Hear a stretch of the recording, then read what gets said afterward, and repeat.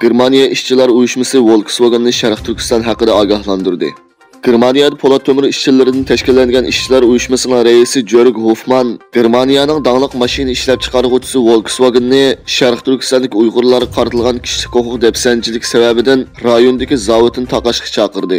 Xitoy ommabop shirkati nomi tonilgan Volkswagen'ning eng chong bozori bo'lsa-mu, lekin Xitoydagi kishilik huquq sababli Germaniya shirkati uzundan buyon tanqidga uchrab keldi.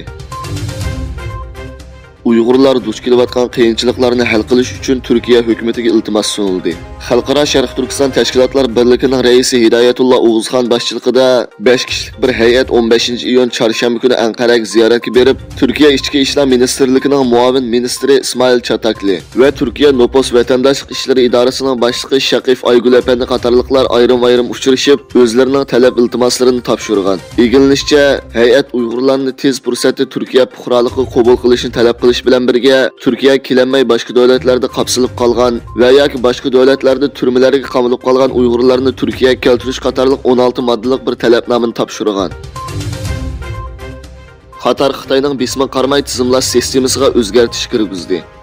Qatar Dünya futbol lonkisining mas'ul doiralari chet ellik tomoshabinlarni tizimlash sistemasiga o'zgartirish kirgizib, Xitoyning Tayvan o'lkasi degan tanlashni Tayvan deb o'zgartdi. Germaniya ovozining bu vaqt xabarda bildirilishicha, Tayvan hukumatı 15-iyun Qatarning aloqador doiralariga noroziligini bildirib, Xitoyning Tayvan o'lkasi deb atashning amaliyotda Tayvanning egilik huquqini kamsitganlik bo'lganligini, tantarbiyani siyosiylashtirmaslik kerakligini bildirgan. Mazkur tizimlash sistemasiga tuzish kirgizilib, Tayvan deb ayrim bir tanlash qo'shilgan. Shundaqla yeniga Tayvan bayrog'i qistirilgan.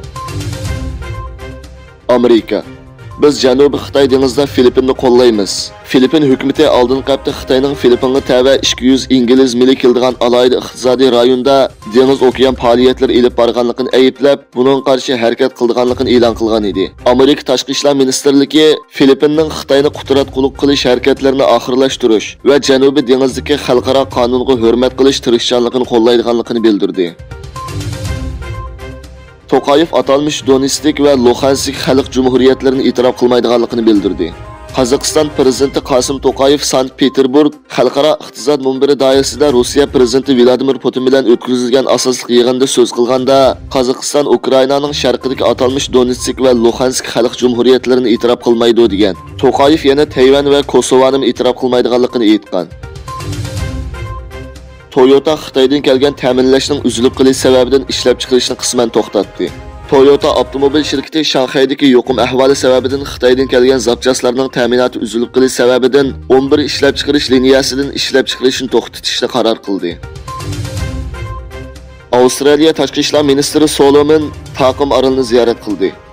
Avstraliya tashqi ishlar ministri Penny Wong Solomon Taqim Orolni tunji qitim ziyorat qildi. Penny Wong Solomon bosh ministri Sogavarining Solomon Taqim Orolda harbiy baz bo'lmaydiganligi kafolat berganligidan mamnun bo'lganligini bildirdi. 4-oyning 20-kuni Xitoy bilan Solomon Taqim Oroli o'rtasida bexatarlik sohasidagi hamkorlik ramka kelishim imzolangan edi.